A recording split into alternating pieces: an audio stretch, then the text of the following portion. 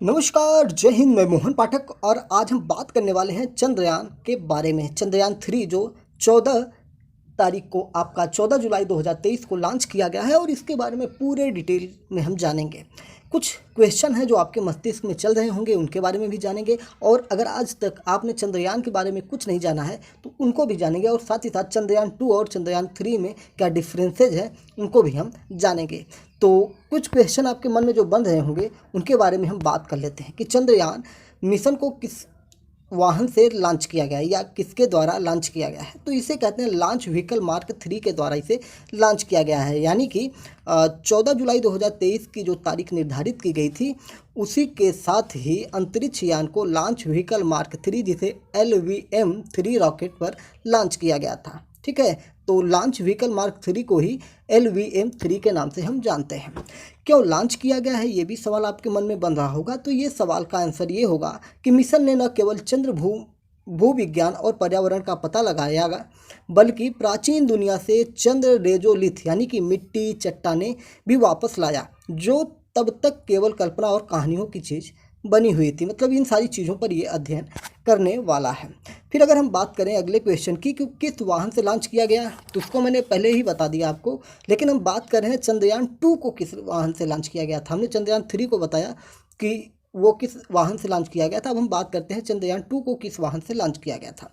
तो GSLV MK3 के द्वारा इसको लॉन्च किया गया था। किसको? चंद्रयान 2 को। ठीक है, और जिसका सफलतापूर्वक प्रक्षेपण भी किया गया था। भारत ने लॉन्च किया चंद्रयान 3। तो चंद्रयान 3 का प्रक्षेपण 14 जुलाई 2023 को दोपहर 2:35 पर इसको लॉन्च किया गया है।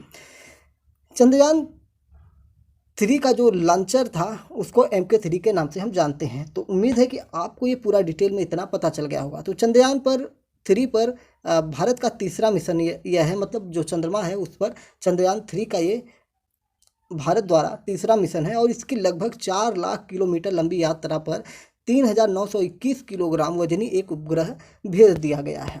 तो आइए अब डिटेल में हम जानते हैं चंद्रयान के बारे में जो हमारा लॉन्च किया गया है। सबसे पहले ये जानते हैं कि चंद्रयान 2 और चंद्रयान 3 में अंतर क्या है।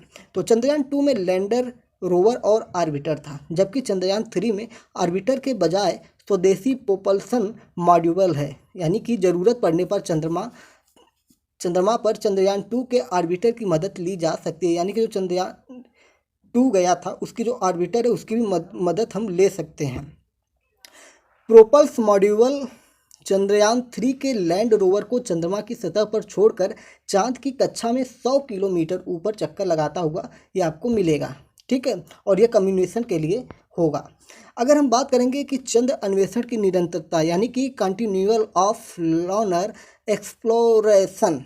ठीक है, तो चंद्रयान 3 चंद्र अन्वेषण के प्रति भारत की निरंतर प्रतिबद्धता और चंद्रमा के बारे में मानवता के ज्ञान के विस्तार में इसके योगदान का प्रतिनिधित्व करता है। पिछले चंद्र अभियानों की सफलताओं के आधार पर यह प्रयास वैश्विक अंतरिक्ष अन्वेषण समुदाय में भारत की स्थिति को मजबूत करता हुआ दिखाई देगा। अब हम बात करते हैं चंद्रयान मिशन क्या है, यानी कि चंद्रयान मिशन 3 जो है क्या है। तो चंद्रयान 3 मिशन साल 2019 में किए गए चंद्रयान 2 मिशन का फॉलोअप मिशन है। यानी कि जो चंद्रयान 2 2019 में लॉन्च किया गया था सेम उसी की तरह लॉन्च किया गया, बस इसमें कुछ चीज़ें इसमें ऐड कर दी गई हैं। इस मिशन में लैंडर की सॉफ्ट लैंडिंग और रोवर को सतह पर चलाकर देखा जाएगा, जिसके माध्यम से जानकारी एकत्र की जाएगी। आपको पता है ना कि चंद्रयान 2 में जो हमारा लैंडर था वो क्या हुआ था, जो हमारा रोवर था वो कहीं पर खो गया, गुम हो गया था। तो वही सबसे बड़ा उसका मेन पॉइंट होता है चंद्रमा की सतह पे उतारने के समय, क्योंकि चंद्रमा का सतह कैसा है,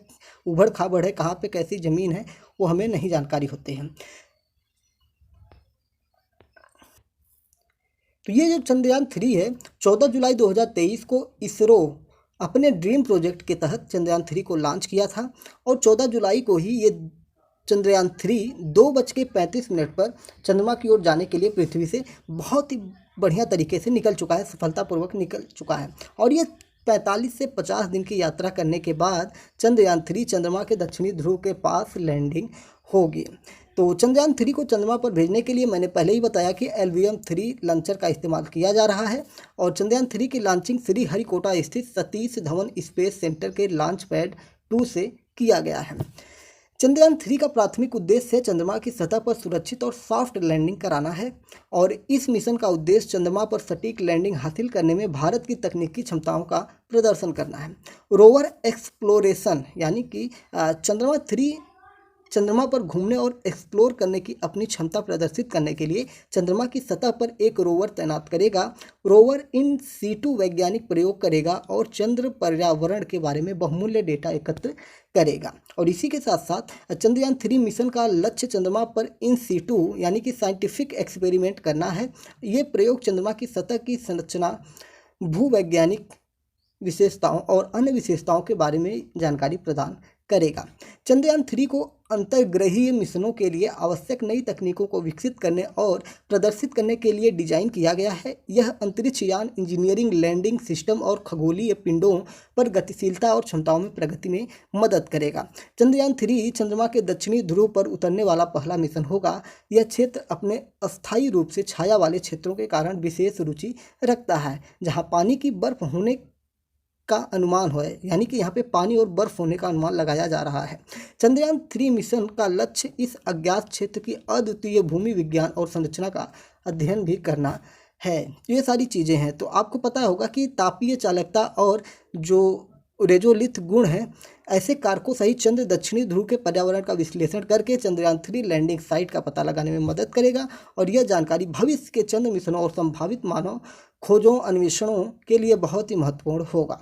चंद्रयान 3 द्वारा चंद्रमा के दक्षिणी ध्रुव की खोज से प्राप्त किया गया डेटा और निष्कर्ष वैज्ञानिक समुदाय के लिए काफ़ी रुचि वाले प्रासंगिक साबित होंगे। दुनिया भर के वैज्ञानिक चंद्रमा की भू वैज्ञानिक प्रक्रियाओं और इसके इतिहास की गहरी समझ हासिल करने के लिए परिणामों का विश्लेषण और अध्ययन करेंगे इन सारी चीज़ों से।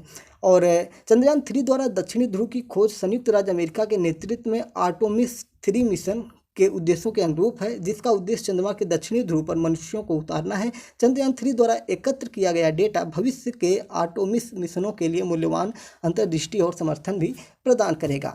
बात करेंगे अंतरिक्ष यात्रा की महत्वाकांक्षाओं में जो हमारी प्रगति है उसके बारे में अगर हम बात करें तो चंद्रमा के दक्षिणी ध्रुव पर सफल लैंडिंग भारत की तकनीकी कौशल और स्पेस एक्सप्लोरेशन की महत्वाकांक्षी खोज को प्रदर्शित करेगी। चंद्रयान 3 पृथ्वी से परे मानव उपस्थिति का विस्तार करने और भविष्य के अंतरिक्ष अभियानों के लिए मार्ग प्रशस्त करने के व्यापक लक्ष्यों में योगदान देगा। चंद्रयान 3 अन्वेषण के प्रति भारत की निरंतर प्रतिबद्धता और चंद्रमा के बारे में मानवता के ज्ञान के विस्तार में इसके योगदान का प्रतिनिधित्व करता है। पिछले चंद्र अभियानों की सफलताओं के आधार पर यह प्रयास वैश्विक अंतरिक्ष अन्वेषण समुदाय में भारत की स्थिति को मजबूत करेगा, जिससे अब भारत वैश्विक जगत में अपने साइंस और टेक्नोलॉजी को लेकर लोहा मनवाने का काम भी करेगा। क्योंकि अभी तक जिस दक्षिणी ध्रुव की बात की जा रही है वहाँ पर किसी भी देश के द्वारा जो लॉन्च किया गया है, जो रोवर उतारा गया है, वो बहुत ज़्यादा सफल नहीं हुआ है। अगर ऐसा कर लेता है तो भारत, अमेरिका, चीन, रूस इनके साथ आ जाने वाला है। ठीक है, तो बहुत ही महत्वपूर्ण ये परियोजना है और इसको लेकर देश ही नहीं विदेशों से भी बहुत सारी शुभकामनाएं हमारे स्पेस एजेंसी को प्राप्त हुई है। और जो ये रिसर्च है इससे ये भी प्राप्त हो सकता है कि पृथ्वी पर जीवन की उत्पत्ति कैसे हुई है। इन सब चीज़ों को जानने में बहुत ही ज़्यादा सहायता प्राप्त होने वाली है। तो उम्मीद है कि चंद्रयान 3 के बारे में आपको डिटेल में सारी चीज़ें पता चल गई हैं कि इसका भविष्य में किस प्रकार से हमारे लिए योगदान साबित हो सकता है और भविष्य में जो भी रिसर्च होंगे वो उन वैज्ञानिकों के लिए कितना महत्वपूर्ण योगदान इसका हो सकता है। तो ये दैनिक जागरण एक्सप्लोरर से हमने आपको बताया हुआ है। तो उम्मीद है कि आपको चीज़ें समझ में आई होंगी। तो चैनल पर नए हैं तो चैनल को सब्सक्राइब जरूर करिएगा। जय हिंद, नमस्कार, भारत माता की जय।